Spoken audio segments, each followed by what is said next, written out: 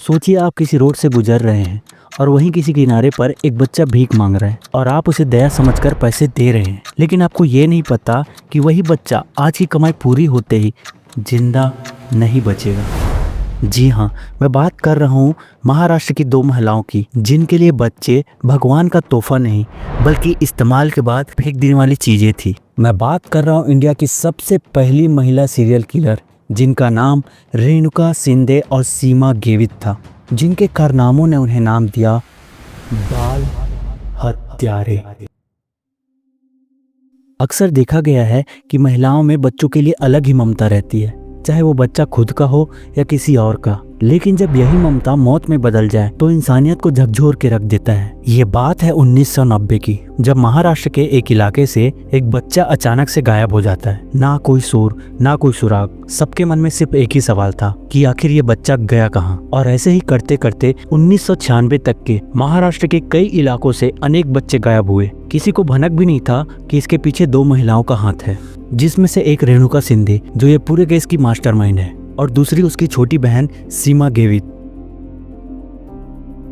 दोनों बहनों का जन्म एक ऐसे गरीब परिवार में हुआ था जहां पेट भरना ही एक सपना था, तो यहाँ पढ़ाई की बात ही क्या करें। परिवार की गरीबी ने ही उन्हें बचपन से भीख मांगना, छोटी मोटी चोरी करना सिखा दिया। उन्हें बिल्कुल समझ आ गया था कि भावनाओं से पेट नहीं भरता। और तभी रेणुका ने एक चीज नोटिस किया कि जब बच्चा साथ होता है तो भीख ज्यादा मिलता है। उसको समझ आया कि लोग पैसे नहीं देते बल्कि दया खरीदते हैं, और यहीं से एक शैतानी सोच जन्म लेती है। और तभी से उन लोगों ने ऐसे गरीब परिवार को टारगेट बनाया जिनके बच्चे अकेले इधर उधर घूम रहे हो और जिनकी उम्र 2 से 6 साल के बीच हो। और ऐसा इसलिए ज्यादातर गरीब के बच्चे भूखे ही रहते हैं और इधर उधर अकेले घूमते रहते हैं, जिनको कोई भी झूठा भरोसा देके बिस्किट और खिलौनों के बदले लाया जा सकता था। और इसी चीज का फायदा रेणुका उसकी बहन उठाने लगी। वो बच्चे को अकेला देखकर बिस्किट और खिलौने के बहाने उसे झांसा देकर अपने पास बुला लेती थी और बच्चा उनका हाथ आसानी से पकड़ लेता था। और उसके बाद उनके माता पिता उन्हें कभी नहीं देख पाते थे। बच्चों को ले जाने के बाद उन्हें ट्रेन, मंदिर, बाजार कहीं पे भी ले जाया जाता था और पूरा दिन भीख मंगवाया जाता था। अब आप ये सोच रहे होंगे कि वो दोनों महिला कितनी क्रूर थी, लेकिन ये सब चीजें उन लोग का 25% था, क्योंकि 75% अभी बचा हुआ था।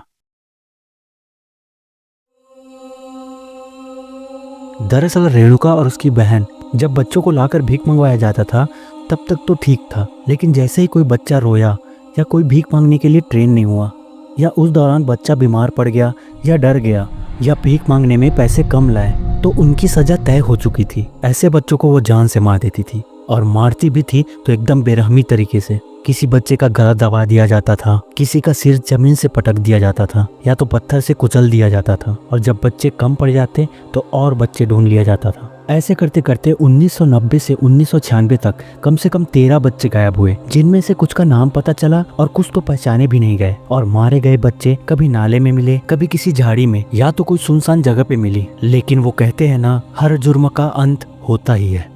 इन्हीं में से एक बच्ची किसी तरह भाग निकली और वह पुलिस को जाके सब कुछ सच सच बता दी। उसने वो सब कुछ बताया जो रेणुका और उसकी बहन ने उन बच्चों और उसके साथ किया।